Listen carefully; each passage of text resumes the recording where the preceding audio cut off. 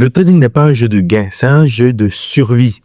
Et ce que je vais te dire tout à l'heure peut te paraître tellement difficile à entendre, mais je vais te le dire, parce que c'est très important pour toi et c'est très important que tu le saches. Ton risque par trade doit être non négociable.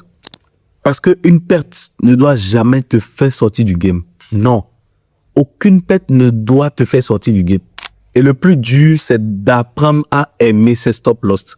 Ça va te paraître assez bizarre que je le dise, mais c'est pourtant la vérité.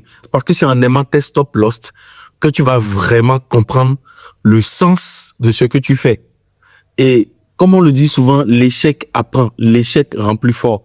C'est pas un hasard. Tu dois garder en tête que tes stop loss sont tes garde-corps. Oui.